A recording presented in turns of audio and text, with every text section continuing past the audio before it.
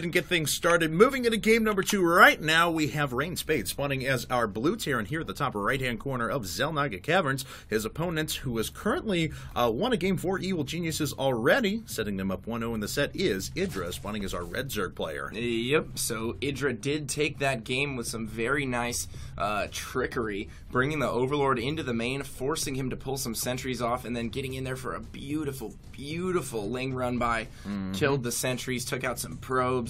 Just a great move from IdrA, and I think that's really what allowed him to take the game. From that point on, Perfect was just playing catch-up in a major way, and he never really had an opportunity to catch up. IdrA played a very solid game, took an early third, built up a solid army, and even if he didn't outright kill him right there, IdrA's army was big enough and he had a big enough advantage that I feel like he could have denied the third of Perfect for quite some time, which would have made it a very, very difficult game. I mean, really, it was on, IdrA had whatever options he wanted after he did that initial attack. He could have sat back and just played a macro game, gone up to 200 food, maybe done a Nidus attack later on or something like that. He could have just outright pushed him like we saw. Yeah. Really, it was on Perfect to try and make something happen, and he just didn't have that luxury. That first push did so much damage. Yeah, I totally agree with you.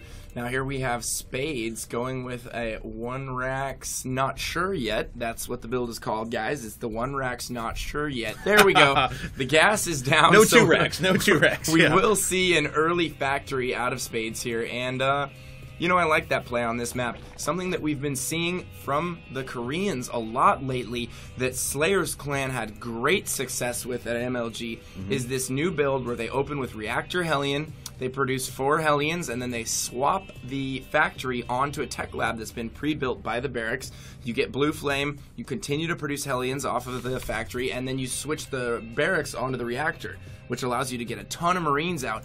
And we saw IdrA lose 2 very, very quick games to Boxer. I was just about to say that. Yeah, we saw that happen to this very player right here, Evil Geniuses IdrA, and man, it was nasty. Which makes me think that IdrA might have found an answer for this. I think we're going to see Spades try and do this build because it's all the rage right now. I've been playing a lot of ladder recently, and I don't think I've lost a game to a Zerg using this build. It is so powerful. It's an awkward timing. You have a lot more units than they would expect, and generally when you see something like that, you'll see a ton of Hellions, but they'll leave the factory on the reactor. So the Hellions won't have Blue Flame. And that's the beauty of this build. You have a ton of Hellions, you also have Blue Flame, and you have a ton of Marines to back that up.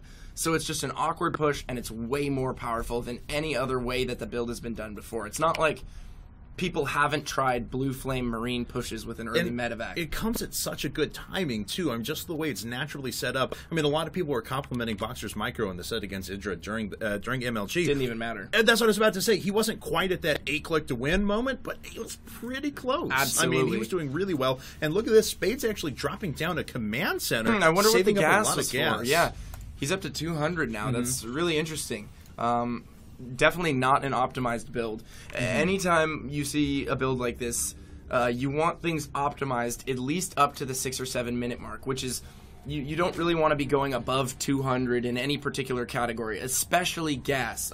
Gas is so important in the early game because, obviously you want to be getting your minerals up as high as possible. You want to establish a position at the natural. There's so many things that you need to be doing with your minerals that you want to hit those gas timings perfectly.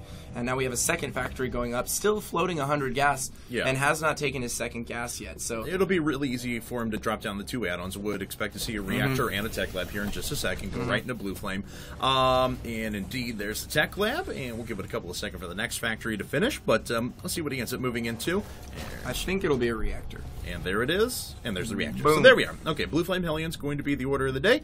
IdrA, on the other hand, he's just building up his economy for the time being. He does have quite a few workers out. 30 to his opponent's 23, so he has made good use of that base. But he has not shown his deck yet. Yeah, and this is kind of interesting because IdrA does not have an Overlord in position to sacrifice at the front. And another thing that Spades has been doing that I really, really like is that he hasn't built an add-on on the racks. He's kept the racks at the front with the full wall, and that's pretty much denied IdrA any form of scouting information. IdrA has no idea what's going on right now. He hasn't seen a Hellion. He hasn't seen the upgrades. He might see that Hellion there. Okay, Whoa. I believe he did see that one Hellion, so he knows there's a Hellion. He went right to Layer Tech. I mean, as soon as he got up the ramp the very first time, that was the second he put down Layer Tech.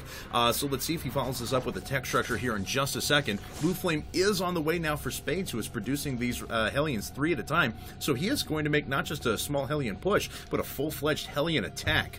Yeah, and that's generally what you do if you go with the double factory, single tech lab reactor build. You're going to be getting out a ton of Hellions. You're going to get Blue Flame out, and then this transitions very, very well into mech. And Xel'Naga is one of those maps where mech is just incredibly effective. Yes. You can partition the map into different sections. You can work towards the left of the Xel'Naga or towards the right. Generally, you will work towards the left, or depending on which side you are. In this case, he'll be working towards the right Xel'Naga, towards IdrA's eventual gold or third expansion.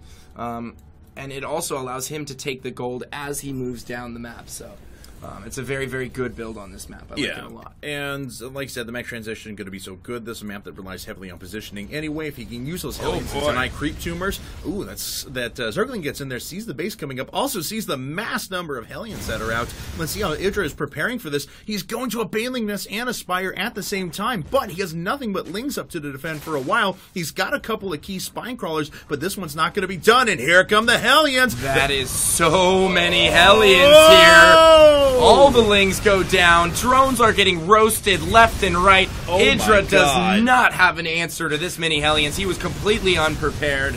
And wow, Spades doing a ton of damage here. 63 to 51 on the supplies. All the drones will go down to the and he leaves the game!